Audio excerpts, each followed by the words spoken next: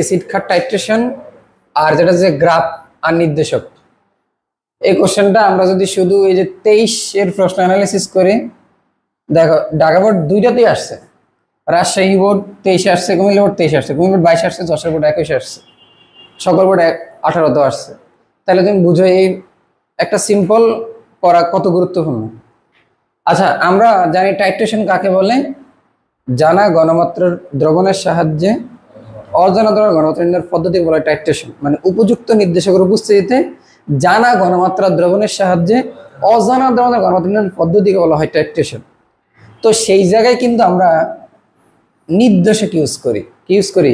নির্দেশক ইউজ করি। এখন নির্দেশকের কাজ কি?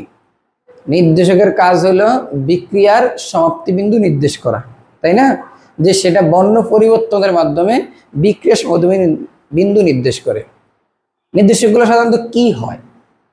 সে হইতে পারে দুর্বল অ্যাসিড বা দুর্বল ক্ষার। সাধারণত কি?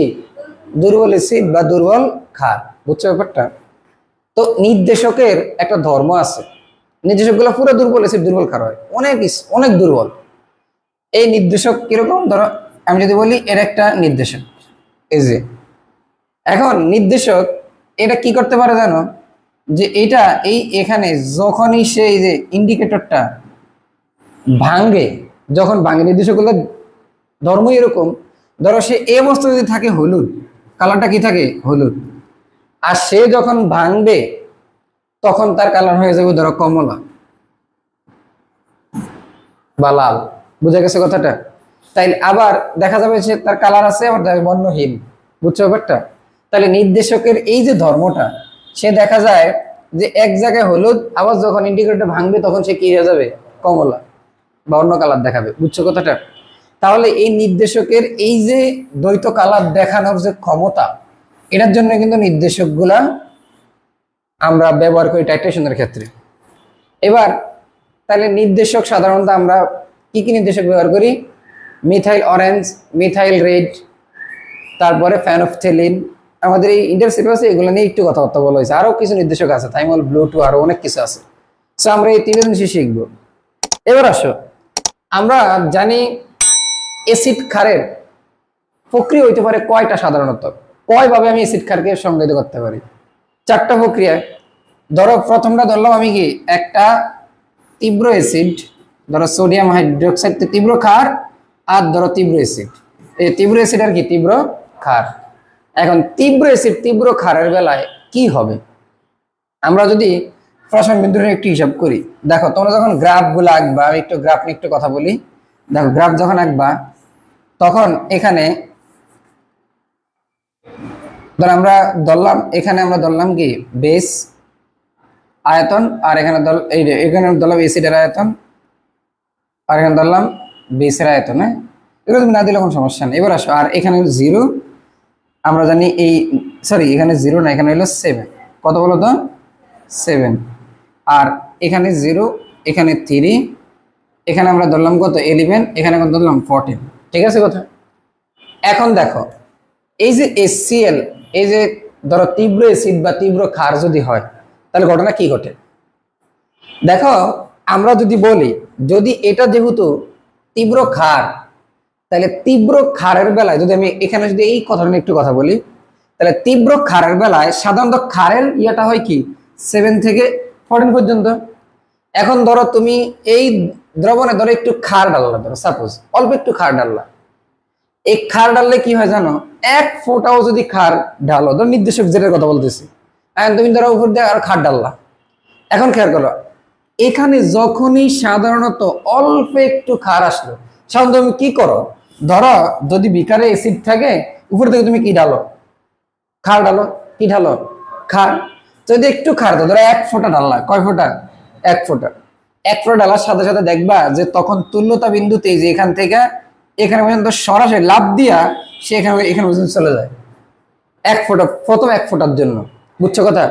এবার পরের ফোঁটা যখন পড়তে থাকে আস্তে আস্তে আস্তে আস্তে আস্তে আস্তে, এই তখন কিন্তু কি হয় যে তার এইভাবে ক্ষারের ধর্মটা শো করতে থাকে, এবং এখানে ধীরে ধীরে ধীরে ধীরে ধীরে ধীরে ধীরে ধীরে এখানে বাড়ে। বুঝছো কিনা? আবার অ্যাসিডের বেলায় সেম কথা। ধরো তুমি যখন একটা তীব্র অ্যাসিড দিলা, কি দিলা? তীব্র অ্যাসিড দিলা, সেম কথা যে সে এই যে এই বিন্দুগুলাতে, এই যে এগুলা তো তুল্যতা বিন্দু, এগুলা কি তুল্যতা বিন্দু, এখানে হঠাৎ করে সে কমে যায়, আর এখান থেকে আস্তে আস্তে আস্তে আস্তে আস্তে আস্তে তার গ্রাফটা শো করে, বুঝছো কিনা? এই যে এই বিন্দু, এই যে এটা হলো তুল্যতা বিন্দু, আর এই হলো তার এইটুকু পরিসর, এই 3 থেকে 11, আমি যদি বলি 3 থেকে 11 পিএস পরিসরেই সে বর্ণ দেখাবে। যার পিএস এর মান 3 থেকে 11 মধ্যে থাকবে সেই বর্ণগুলো সে কি দেখাবে, বোঝার চেষ্টা করো। তাহলে আমরা যদি আর একটা টেকনিক্যালি বুঝি, যদি একেবারে সহজে মুখস্থ করার মতো বুঝো, আবারও বলি কথাটা, যে প্রথমে সে 14 থেকে 11তে আসে আস্তে আস্তে, আর সে কি হয়ে যায়, ধরো স্বাভাবিক কথা, প্রথমে তুলতে 7 থেকে 11তে লাভ দিয়ে উঠে যায়।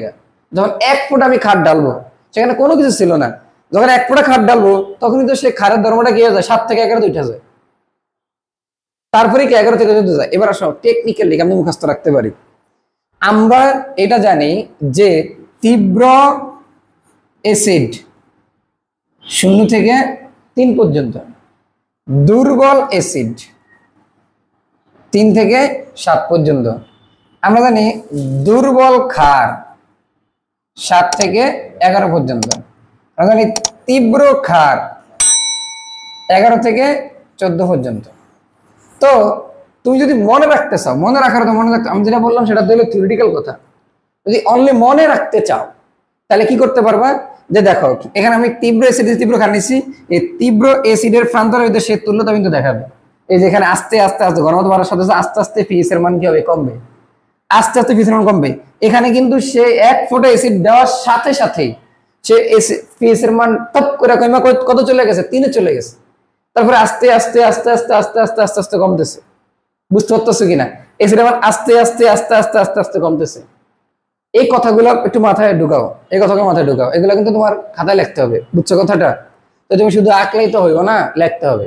হ্যাঁ, তুমি যখনই এখানে অ্যাসিড তীব্র অ্যাসিড দিলা তখন কি হবে, তুমি 7 থেকে 3 পর্যন্ত 1 ফোঁটার জন্য কি হয়ে যায়, 7 থেকে 3 এ চলে যায়। তারপরে আস্তে আস্তে আস্তে আস্তে আস্তে অ্যাসিড ঘনমাত্রা আস্তে আস্তে যখন আমি বাড়াইতেছি তখন পিএইচ মান কি হইতেছে, কমতেছে, পিএইচ মান আস্তে ধীরে ধীরে তখন কমে। এবার এবার এই কথা বুঝছো সবাই? এইটা হইলো আমার কি তীব্র অ্যাসিড আর তীব্র ক্ষারের জন্য কি গ্রাফ। ক্লিয়ার এটুকু সবাই? এটা বুঝছি, বুঝছি? কোনো কোশ্চেন আছে এখানে? তাহলে এখানে এই কথাগুলো লিখবা। ও আসো এবার মূল কথা বলি।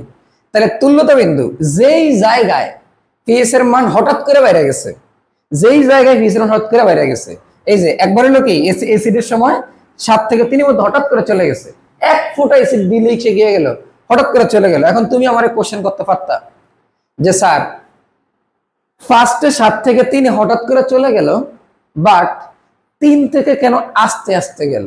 এটা একটা কোশ্চেন আসছে না? এইবার কোশ্চেনের উত্তরটা দিয়ে ফেলি। দেখো, ধরো এই পাত্রে শুধু স্টোসিবস ছিল, সাপোজ, বা কিছু ছিল না, খারে কোনো কি ছিল না, অস্তিত্বই ছিল না এখানে। আমি যখন একটু ক্ষার ডাললাম OH মাইনাস, ফার্স্টে যখন ডাললাম তখন ক্ষারের পুরো অস্তিত্ব পেয়ে গেল, এখানে পুরো ক্ষারের ধর্মটা দেখে ফেললো। এজন্য তখন কিন্তু কি হয়ে যায়, পিএইচ এর মান হঠাৎ লাভ দিয়ে 7 থেকে চলে যায়, 11 চলে যায়। এবার যখন আরো ওই ডালতেছি তখন সম আয়নের প্রভাব, এটা কোন প্রভাব, সম আয়ন প্রভাবের ফলে আস্তে আস্তে ঘনমাত্রা কি পায়, হ্রাস পায়। এই জন্য তখন কিন্তু পিএইচ এর মান ডিরেক্ট বাড়ে না, তখন আস্তে আস্তে আস্তে আস্তে আস্তে আস্তে বাড়ে। আবার অ্যাসিডের বেলায় সেম, যখন আমি 1 ফোঁটা অ্যাসিড ডাললাম তখন কি 7 থেকে 3 হঠাৎ করে চলে গেল, তারপরে আস্তে আস্তে আস্তে 3 থেকে পিএইচ মান আস্তে আস্তে আস্তে আস্তে আস্তে আস্তে তখন কমতে থাকলো। বুঝা গেছে কথা? এই কথা বলতে পারবা? খুব গুরুত্বপূর্ণ। এবং এই যে পরিসরটা হবে এইটুকু, যেই পয়েন্টে হঠাৎ করে বাড়ছে হঠাৎ করে কমছে, সেইটুকু পিএইচ পরিসর। তাহলে এই যে তীব্র অ্যাসিড তীব্র ক্ষারের জন্য পিএইচ পরিসর হলো 3 থেকে 11। কত? 3 থেকে 11।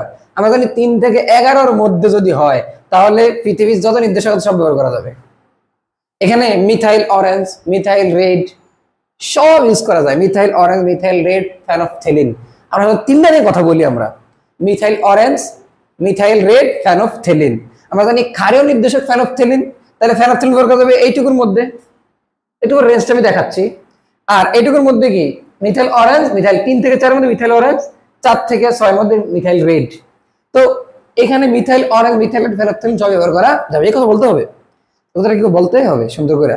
যে এখানে এই তুল্যতা বিন্দুতে পিএস পরিসর 3 থেকে 11, তো আমরা জানি এখানে সব নির্দেশক ব্যবহার করা যায়, এজন্য methyl orange, methyl red, phenolphthalein সব ব্যবহার করা যায়। ক্লিয়ার? বুঝছি আমরা এই কথাটা। এইটা কি বোঝা গেছে? এটা বোঝা গেছে। এবার আসো একটু খেয়াল করি আমরা। এইবার আমি একটু চেঞ্জ করে দেব, দুর্বল অ্যাসিড দেব। এবার দেখো আমরা দুর্বল অ্যাসিড দিব, তাহলে ঘটনাটা কি করতে পারে একটু খেয়াল করি। যদি আমি একটা উইক অ্যাসিড দিই, দুর্বল অ্যাসিড দিই, তাহলে কি হবে? CH3COOH। আচ্ছা, উইক অ্যাসিড দেওয়ার সাথে সাথে সে উইক অ্যাসিড কিন্তু এই তুল্যতা বিন্দু এখানে এইগুলো শো করতে পারবো না, তাই না? 778 থেকে যাবে, কারণ এটা দুর্বল। তাহলে সে পিএসটা সে শো করবে এই পর্যন্ত, তাই না? এই যে 3 থেকে 7 মধ্যে সে কি হবে? আস্তে আস্তে আস্তে ঘনমাত্রা কি করবে? হ্রাস, পিএস এর মান হ্রাস করবে। এবার আসো, আর এটা যদি তীব্র, তাহলে তীব্র কাজ কি জানো? তীব্র কাজ কি ছিল? 7 থেকে 11 কি হঠাৎ করে সে তার বাড়বে, তারপরে আস্তে আস্তে আস্তে আস্তে ঘনমাত্রা বৃদ্ধির সাথে পিএস এর মান বাড়তে থাকবে, আস্তে ধীরে ধীরে ধীরে ধীরে বাড়তে থাকবে। বুঝছো কিনা? ঘনমাত্রা যত বাড়বে পিএস এর মান আস্তে আস্তে তত বাড়বে। কার বেলা? তীব্র অ্যাসিডের বেলা। ক্লিয়ার এটুকু? তাহলে এই হলো দুর্বল অ্যাসিড আর তীব্র ক্ষারের গ্রাফ। এবার আসো, এখানে কি ইউজ করা যাবে? কোন নির্দেশক ইউজ করা যাবে? আচ্ছা, আমাকে এই কোশ্চেনের উত্তরটা দাও যে এখানে তুল্যতা বিন্দু কত?